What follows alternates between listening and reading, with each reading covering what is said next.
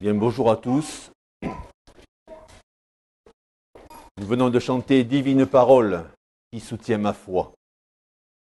C'est cette parole que nous ouvrons le dimanche matin, mais j'espère que vous l'ouvrez pendant la semaine, évidemment, qui est notre nourriture.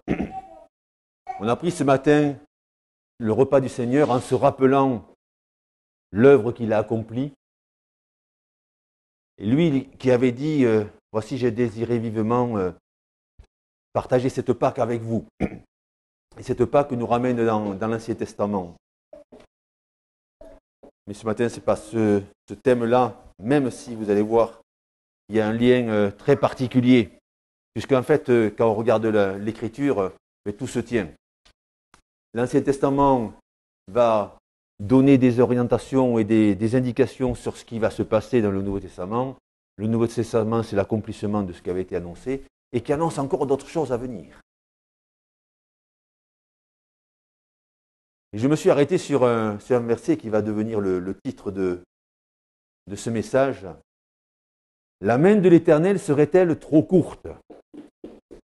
Et c'est une parole que Dieu lui-même va donner à Moïse. Alors vous allez prendre vos Bibles, vous allez chercher dans Nombre, chapitre 11 et verset 23. Et nous lirons à partir du verset 21. Nombre, chapitre 11.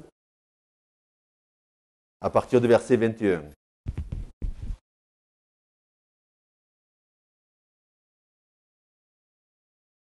À partir du verset 21, il est écrit, Moïse dit, 600 000 hommes de pied forment le peuple au milieu duquel je suis, et tu dis, je leur donnerai de la viande, et ils en mangeront un mois entier.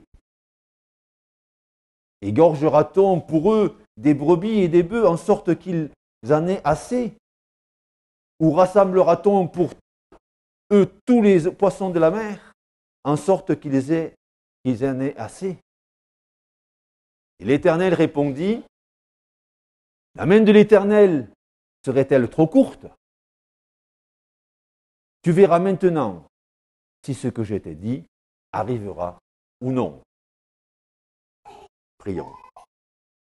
Notre Dieu, notre Père, nous sommes réunis dans ta présence et ce matin, tu viens nous parler par ta parole. Ta parole qui est la vérité, cette parole qui est une lumière, cette parole qui est Jésus lui-même. Au commencement était la parole et la parole était avec Dieu et la parole était Dieu. Et c'est cette parole que nous voulons partager ce matin. Nous avons partagé ce symbole ce matin, de ce pain, ce symbole de ce jus de raisin, de l'œuvre parfaite de Jésus-Christ. Et nous voulons nous tenir à ton écoute ce matin pour entendre ce que tu nous dis. Amen.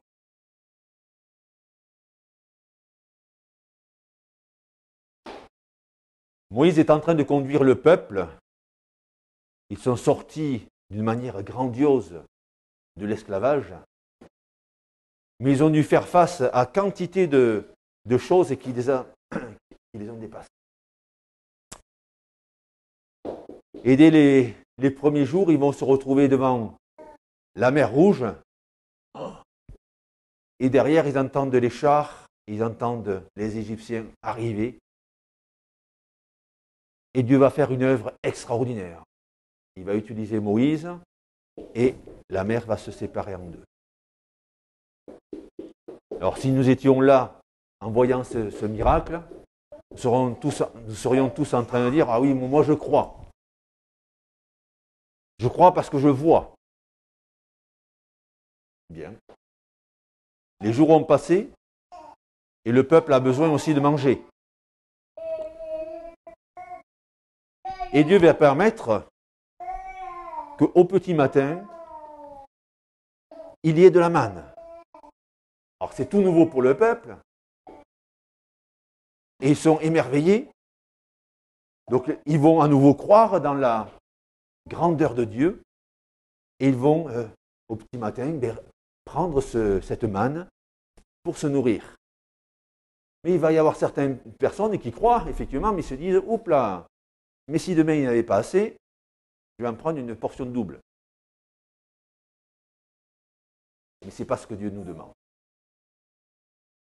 Donc je ne vais pas rentrer dans le détail, vous connaissez ça. Et le peuple dit, oui, ben c'est très bien, on a mangé du pain, mais nous, on veut de la viande. Nous sommes des insatisfaits au quotidien. Quand on regarde à soi-même, on a vite fait de comprendre qui nous sommes et qui ils étaient, mais finalement, rien n'a changé. Et Dieu nous donne effectivement ce dont nous avons besoin. Et il est là avec Moïse. Et Moïse dit, mais c'est pas possible. Ce n'est pas possible. Ce peuple est toujours en train de murmurer, toujours insatisfait, et il veut de la viande.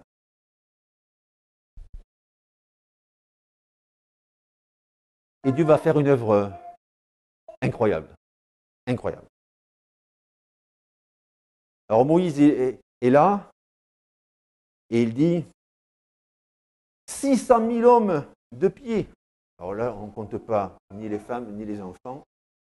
Donc c'est un peuple qui est déjà nombreux. Et comment arriver à donner de la viande? Même si on tuait tous les animaux que nous avons, même si on rassemblait tous les poissons de la mer à cet instant, il n'y en aurait pas assez tout de suite. Là. Et en même temps que nous allons regarder ce qui se passe dans l'Ancien Testament, on va regarder en parallèle. Dans Marc chapitre 6, après on regardera dans Jean, mais c'est pareil, la multiplication des pains. Donc si vous allez dans Marc chapitre 6,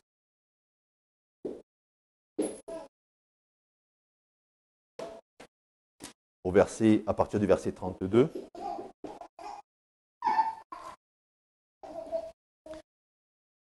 Marc 6 à partir du verset 32, ils partirent donc dans une barque pour aller à l'écart dans un lieu désert. Beaucoup de gens les virent s'en aller et les reconnurent, et toutes les villes ont accouru à pied, et on les devança au lieu où ils se rendaient. Quand il sortit de la barque, Jésus vit une grande foule et fut ému de compassion pour eux, parce qu'ils étaient comme des brebis qui n'ont point de berger. Et ça fait référence à Ésaïe 53. Et nous étions tous comme des brebis.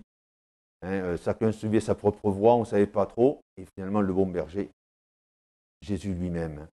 Et il se mit à leur enseigner beaucoup de choses.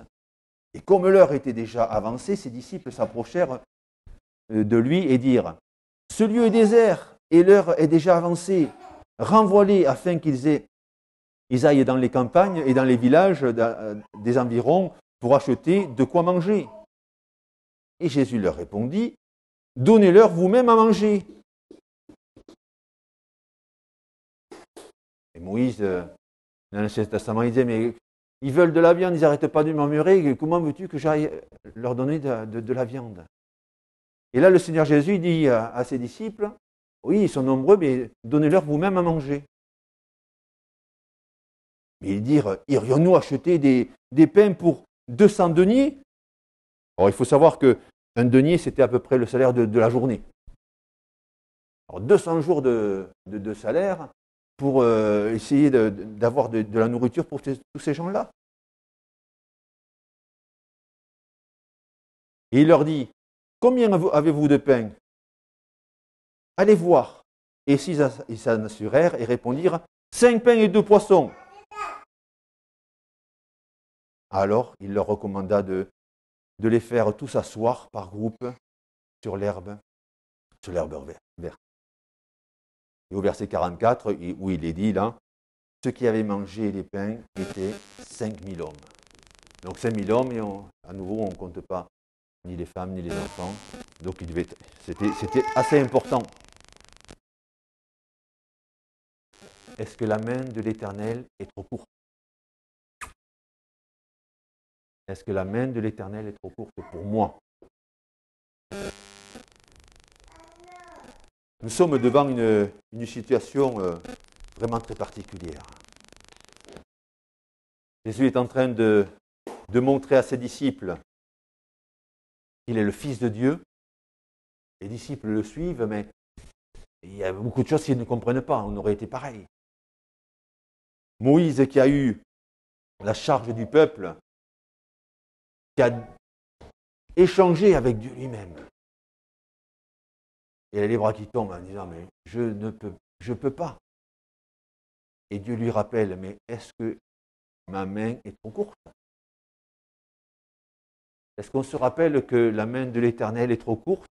Ou est-ce qu'on se rappelle que la main de l'Éternel est toute puissante?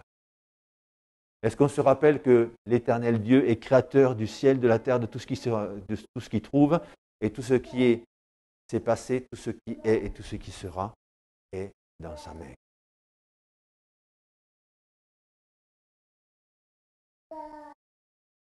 Nous allons regarder maintenant dans Nombre chapitre 13 et verset 26.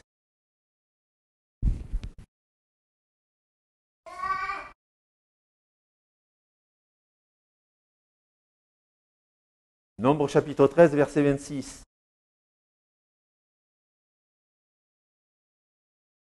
Vous savez, c'est le moment où ils vont aller en tant qu'espions observer ce qu'il y a dans ce pays, cette terre promise. À leur arrivée, ils se rendirent auprès de Moïse et Aaron et de toute l'assemblée des enfants d'Israël à Kadès dans le désert de Paran. Ils leur firent un rapport ainsi qu'à toute l'assemblée et ils leur montrèrent les fruits du pays. Voici ce qu'ils racontèrent à Moïse. Nous sommes allés dans le pays où tu nous as envoyés à la vérité. C'est un pays où coule le lait et le miel. En voici les fruits. Donc là, ils sont en train de voir effectivement tout ce qui est beau, tout ce qui est bon, etc. Entre guillemets, tout ce qui est facile. Mais, mais le peuple qui habite ce pays est puissant. Les villes sont fortifiées, très grandes. Nous y avons vu des enfants d'Anak, des enfants géants.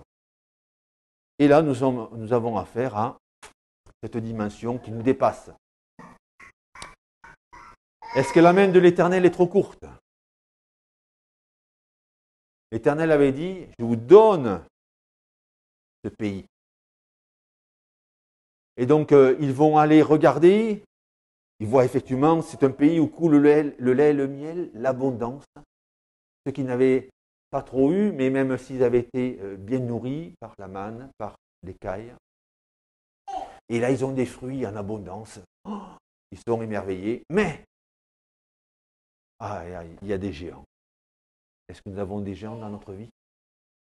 Est-ce que nous avons des géants là qui sont en permanence là en disant tu es trop petit pour me servir ou trop petit pour servir l'Éternel? Oh mais de toute façon, oui. Est-ce que la main de l'Éternel n'est pas trop courte? Et sans arrêt, Satan va faire cette œuvre, travailler nos cœurs, nos pensées en disant mais non, mais tu t'imagines que tu crois que l'Éternel prend soin de toi. Regarde ce qui t'arrive.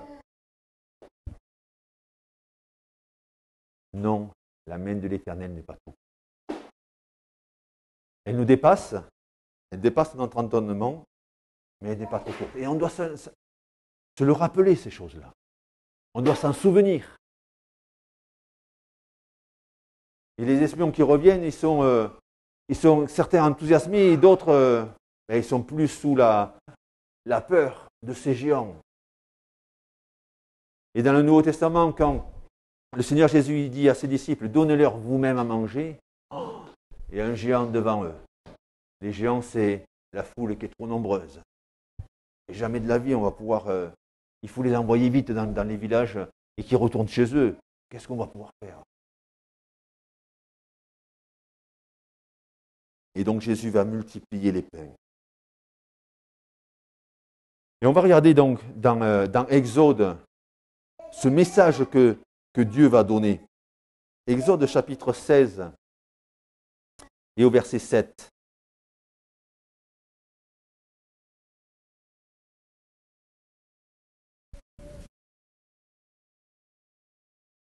Exode chapitre 16, verset 7.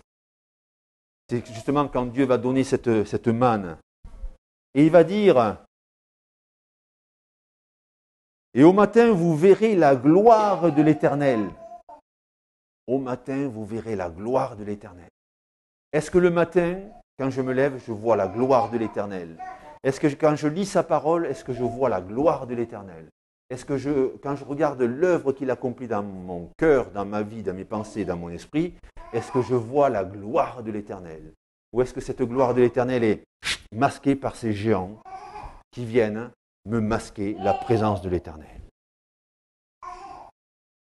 Est-ce que nous entretenons des géants dans nos vies? Et peut-être. Et peut-être. Est-ce que la main de l'Éternel est trop courte? Certainement pas. Et c'est pour ça que Dieu nous appelle à nous exhorter les uns les autres, à nous encourager, à nous fortifier, à savoir partager ce pain de vie. Nous avons partagé tout à l'heure en mémoire de lui, ce pain de vie. Est-ce que quand nous allons passer la porte et que nous allons retrouver nos difficultés, quelles qu'elles soient, est-ce que nous allons voir ces géants devant nous qui nous empêchent de voir la gloire de l'Éternel, ou est-ce que ces géants vont être éliminés et nous allons voir effectivement de nos propres yeux la gloire de l'Éternel et voir le Seigneur Jésus distribuer ce pain, le multiplier et de voir la puissance de Dieu de donner au matin la manne et de donner cette multitude de cailles qui va pouvoir nourrir le peuple. Est-ce que je me nourris de ce pain de vie, de cette manne? Est-ce que je m'en nourris? Est-ce que je m'en nourris? Ah oui, mais j'ai lu un verset ou j'ai lu ceci, j'ai lu cela. Est-ce que je me nourris? Est-ce que je prends juste un tout petit peu, parce que ça peut toujours aider, ou est-ce que je me nourris réellement? Et quand je m'en nourris, je vais le mâcher. Je vais bien sentir les saveurs.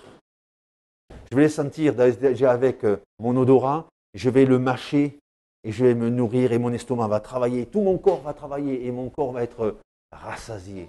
Est-ce que je me rassasie de cette parole? Est-ce que je me rassasie de ce pain? Est-ce que je me rassasie de ces cailles? Est-ce que je me rassasie de sa présence?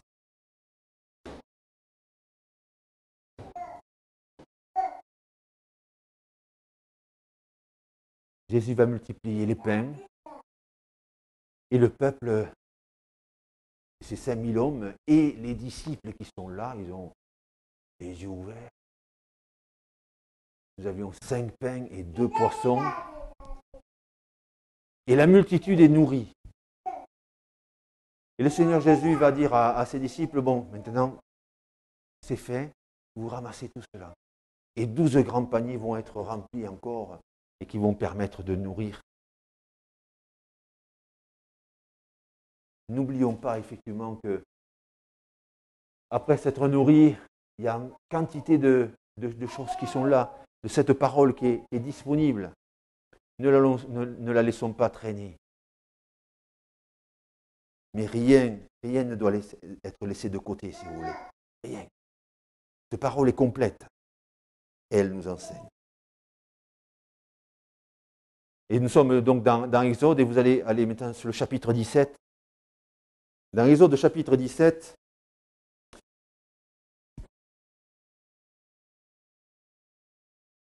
et nous sommes au verset 6, parce qu'effectivement dans le désert, non seulement nous avons besoin de manger, mais nous avons besoin de boire. Est-ce que la main de l'Éternel est trop courte? Une fois de plus, la réponse est non. Voici, je me tiendrai devant toi sur le rocher d'Horeb. Tu frapperas le rocher et il en sortira de l'eau.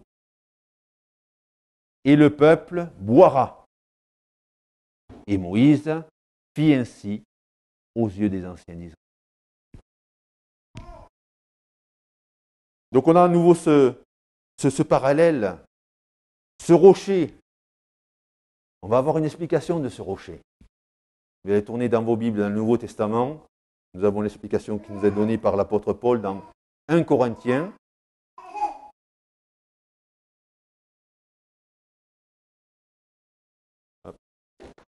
1 Corinthiens chapitre 10.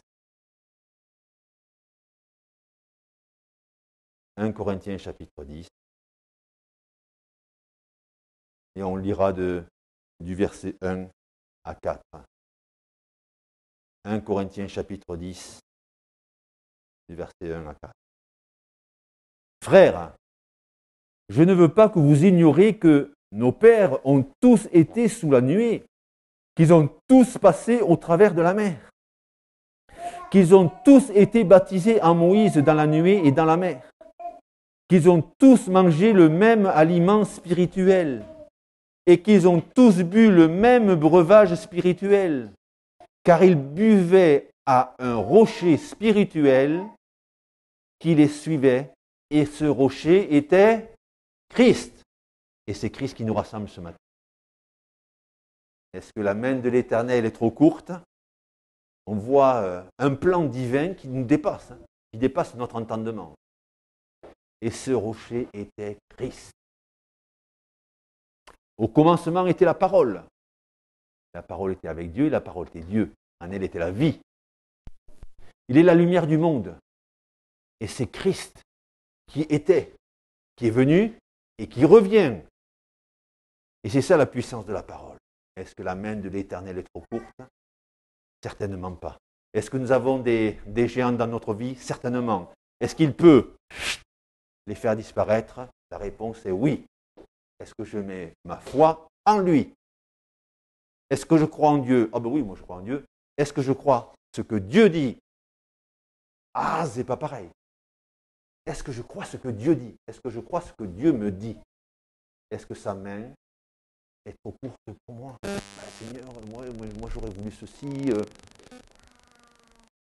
Qu'est-ce que Dieu nous offre? Vous êtes posé la question? Qu'est-ce que Dieu nous offre? Il nous offre la vie éternelle avec lui, d'être avec lui pour l'éternité. Et il a tout accompli en Jésus-Christ. Et ce plan s'est déroulé tout le long des siècles. Des géants, il y en a eu, il y en aura.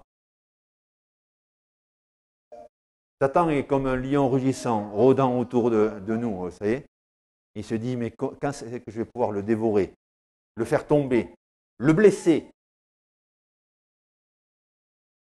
Et c'est pour ça que l'apôtre Paul, dans Éphésiens, il dit, revêtez-vous de toutes les armes de Dieu.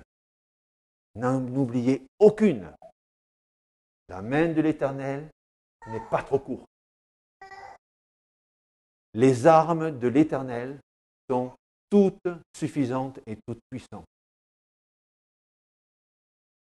Revêtons-nous de toutes les armes de Dieu et encourageons-nous les uns les autres à nous revêtir de ces armes.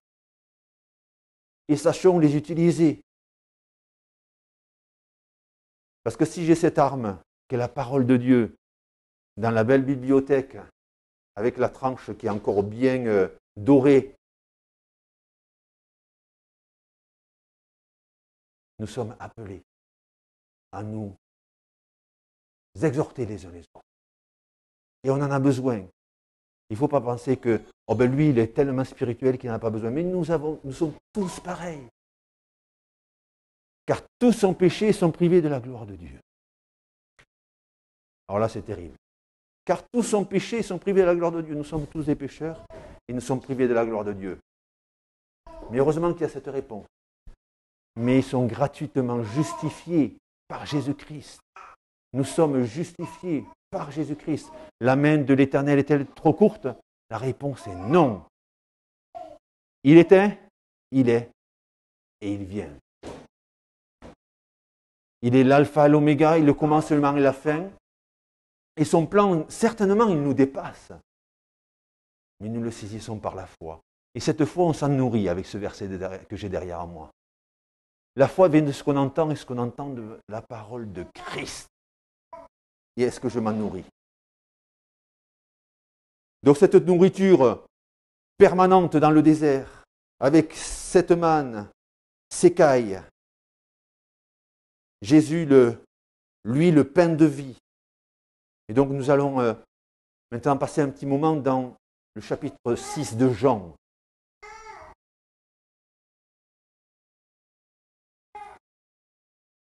Jean chapitre 6.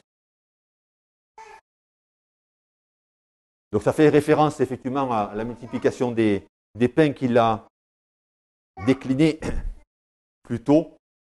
Et là nous sommes dans la continuité et dans l'explication, on va dire, dans l'explication de texte.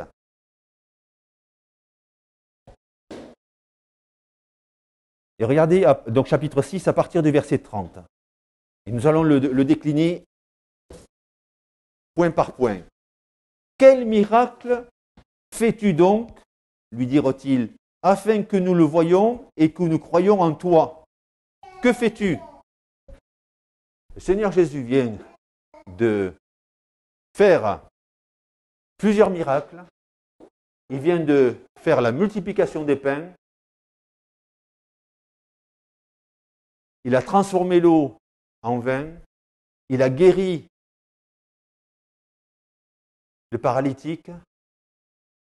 Les choses se disent, les uns les autres, ils disent, venez, il y a quelque chose qui se passe. Et là, quel miracle fais-tu donc que nous croyons en toi? Nos pères ont mangé la manne dans le désert. Ah ben tiens, on y retrouve. Nos pères ont mangé la manne dans le désert. Selon ce qui est écrit, il leur donna le pain du ciel à manger. Vous voyez ce qu'ils sont en train de dire à Jésus? Nos pères ont mangé la manne, ils ont mangé même le pain qui descendait du ciel. Ah, ils ne savaient pas trop ce qu'ils disaient à ce moment-là. C'était vraiment amener le plateau devant le Seigneur Jésus et dire, voilà. Mais Dieu dirige les choses. Et Dieu dirige les cœurs.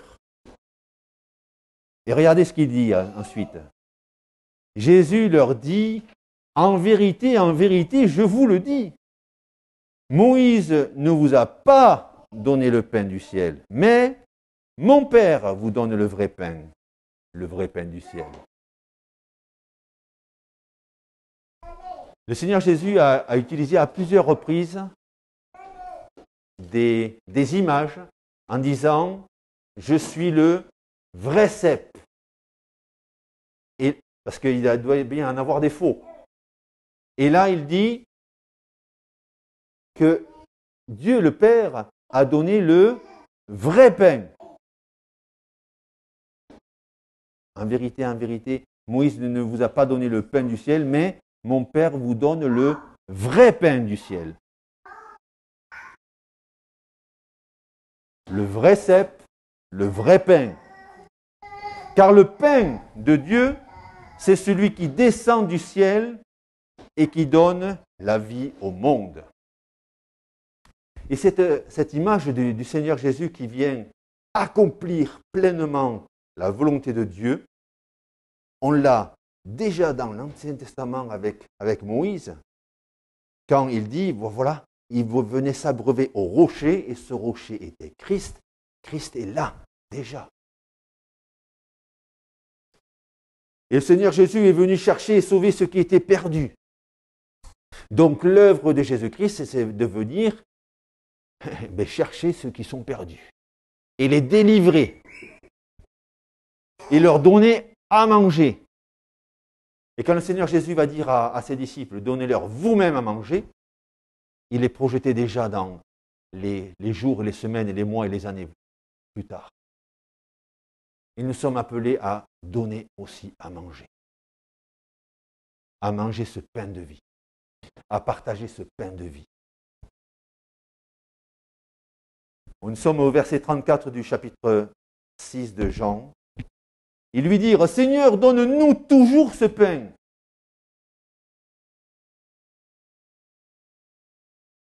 Et si vous vous rappelez, quand le Seigneur Jésus est auprès du puits et la Samaritaine vient, il va lui dire, donne-moi à boire. Et il va lui dire, si tu connaissais le don de Dieu, donne-moi cette eau vive, afin que je n'ai plus soif. Et on est dans la même dynamique là. Est-ce que je dis quand je me réveille, nourris-moi, éclaire-moi, donne-moi toujours ce pain. Est-ce que ce pain est toujours disponible? Est-ce que la main de l'Éternel est trop courte? Est-ce que le pain est disponible pour moi ce matin? Ah, je me suis réveillé, je regardais dans le placard, mince, il n'y a plus de pain. Ah, ben j'ai pas assez. J'ai regardé dans mon porte-monnaie, oh, j'ai plus beaucoup pour finir le mois. Et j'ai une autre chose, je vais démarrer, ah, la voiture ne démarre pas. Il y a quantité de choses. Est-ce que ces géants vont me séparer de la présence de Dieu? Ou est-ce que ces géants vont disparaître et de voir la main de l'Éternel qui n'est pas trop courte et qui me donne la vie? Que servirait-il à un homme de gagner le monde s'il perdait son âme? Et on voudrait toujours avoir ce que l'autre a. Le peuple, enfin les espions auraient voulu voir effectivement que les fruits et rentrer et dire ça y est, Dieu nous donne ce pays. Et ils sont arrivés, Dieu nous donne, voulait nous donner ou aurait pu nous donner, mais il y a des géants partout, les murailles sont trop hautes. Et donc dans ma vie, j'ai trop de choses. Donc moi j'ai besoin effectivement j'ai besoin de Dieu, mais et chaque fois qu'on met un mais, on pense que la main de l'Éternel est trop courte. Et Jésus, nous sommes au verset 35 du chapitre 6 de Jean, Jésus leur dit, je suis le pain de vie. Celui qui vient à moi n'aura jamais faim. Et il va enchaîner, je suis le pain de vie. Celui qui vient à moi n'aura jamais faim, et celui qui croit en moi n'aura jamais soif. Parce qu'il est le pain de vie. Il est la source de vie. Il est l'Éternel. Il est le Fils de Dieu. Il était, et il vient. Et il accomplit. Il accomplit la croix avant même qu'elle ne soit là. Seigneur Jésus leur parle comme s'il avait déjà accompli les choses parce qu'elles sont accomplies dans le temps. Parce que sa parole s'accomplit. Et ça qui est merveilleux et qui dépasse notre entendement, mais que nous saisissons par la foi. Il leur dit au verset 37, « Tout ce que le Père me donne viendront à moi. Je ne mettrai pas dehors celui qui vient à moi. » Il nous rappelle, venez, venez à moi, vous tous qui êtes fatigués et chargés. Qui n'est pas fatigué et chargé? Qui? Et je vous donnerai du repos. Et si nous venons fatigués et chargés avec tous ces géants de notre vie, je les dépose à la croix, mais je ne repars pas après avec. Je dépose ces soucis, je dépose toutes sortes de malheurs que parfois je peux même interpréter. Mais il veut me nourrir.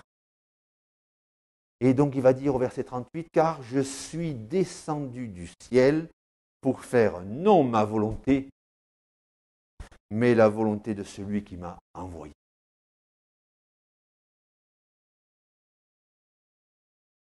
La volonté de celui qui m'a envoyé. Faire la volonté de celui qui est, de celui qui était et de celui qui vient. Quelle est cette volonté? Et si vous allez regarder dans l'Écriture, la volonté de Dieu, vous allez pouvoir découvrir énormément de choses. Quelle est la volonté de Dieu? Que tous parviennent à la connaissance, que tous parviennent au salut. Mais aucun de vous et aucun de nous ne sera forcé. Nous avons tous notre libre arbitre et nous avons une décision à prendre. Il y en a certains qui vont dire, à mon cœur, j'ai choisi de suivre Jésus-Christ, et ils vont suivre Jésus-Christ. D'autres dire, Oui, je crois, mais j'ai tellement de choses à faire. Je dois m'occuper de ceci et cela, mais après, je penserai à Dieu. Mais de toute façon, comme il prendra soin de moi plus tard. J'ai tellement de choses, mais ça ne concerne pas Dieu, mais on verra ça plus tard. Non, Dieu veut nous rappeler que sa main n'est pas trop courte. Sa main n'est pas trop courte. Le Seigneur Jésus déclarera à plusieurs reprises, donc dans Jean 6, je suis le pain de vie. Et cette vie, ce n'est pas seulement de se nourrir au quotidien, mais c'est de se nourrir dans la projection éternelle. Et c'est pourquoi il dira, nous arrivons vers la fin du chapitre 6, où il dit ceci au verset 54. Et là, il n'est pas passé par la croix, hein, rappelez-vous, hein, mais on est dans cette projection. Celui qui mange ma chair et qui boit mon sang a la vie éternelle, et je le ressusciterai au dernier jour. Celui qui mange ma chair et qui boit mon sang a la vie éternelle, et je le ressusciterai au dernier jour. Car ma chair est vraiment, une fois de plus, vraiment, car ma chair est vraiment une nourriture, et mon sang est un breuvage. Bon, si nous avions été là avec les disciples, on aurait été un petit peu désorientés, on n'aurait pas tout à fait compris. Mais vous vous rendez compte qu'aujourd'hui, nous avons la connaissance. Mais qu'est-ce qu'on fait de cette connaissance? Quand je regarde à moi-même, je pleure. Je me dis, c'est pas possible. On limite l'éternel Dieu. Et ce matin, il nous rappelle, avec cette interrogation, est-ce que la main de l'éternel est trop courte? Et ce matin, nous sommes capables de dire, oh Seigneur, ta main n'est pas trop courte. Les géants que j'ai dans ma vie, pourquoi tu t'en occupes? Et je viens déposer toutes ces choses devant toi.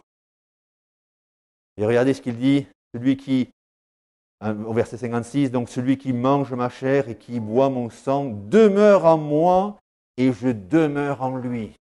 La plénitude de la présence de Jésus-Christ par son esprit.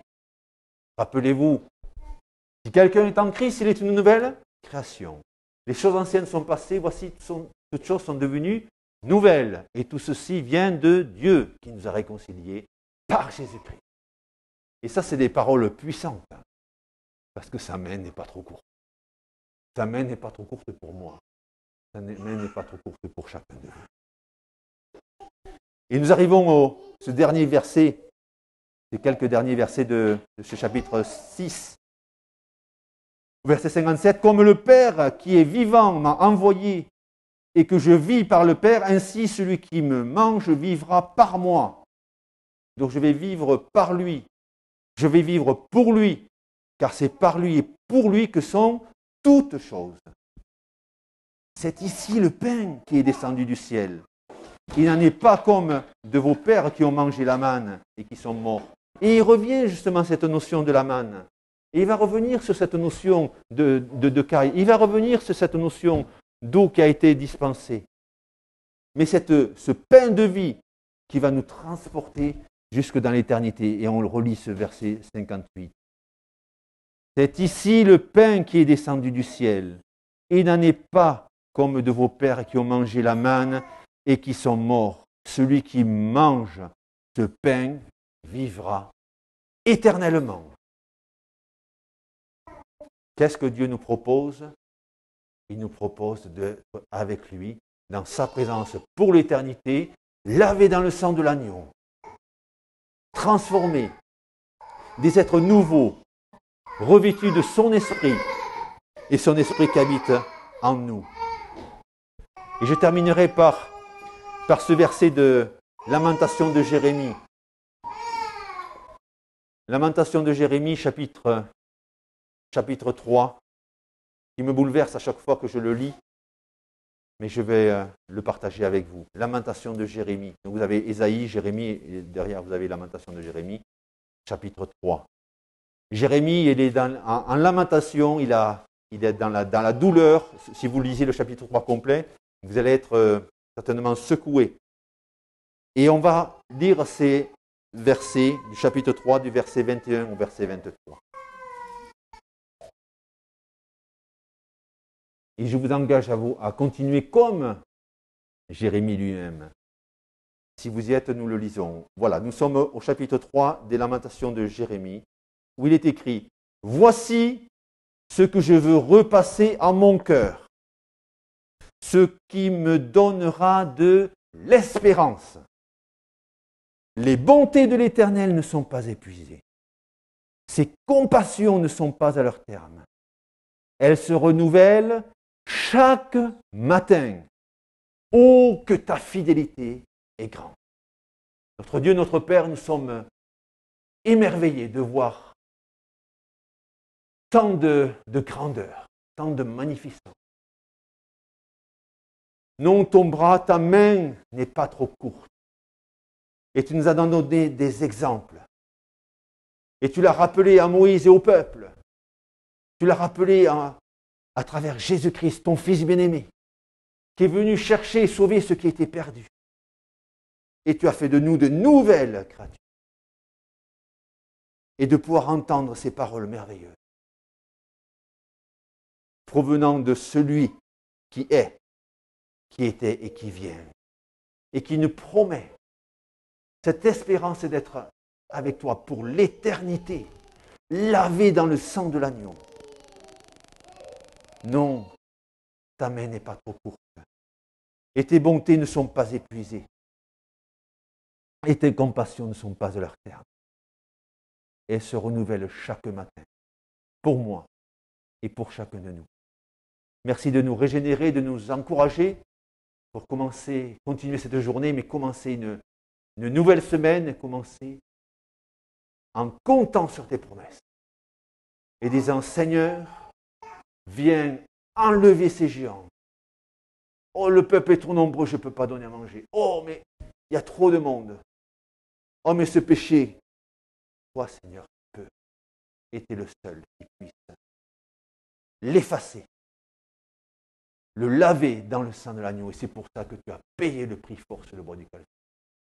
Merci de nous régénérer, de nous fortifier, de nous transformer, pour la seule gloire de ton nom et que nous soyons appelés à te suivre. Nous sommes appelés à te suivre, à t'obéir, te servir, t'aimer et t'honorer, et tu nous honores de ta présence et tu nous encourages à garder les yeux fixés sur toi, en comptant sur tes promesses, toi qui es le Créateur du ciel et de la terre. À toi revient toute la gloire.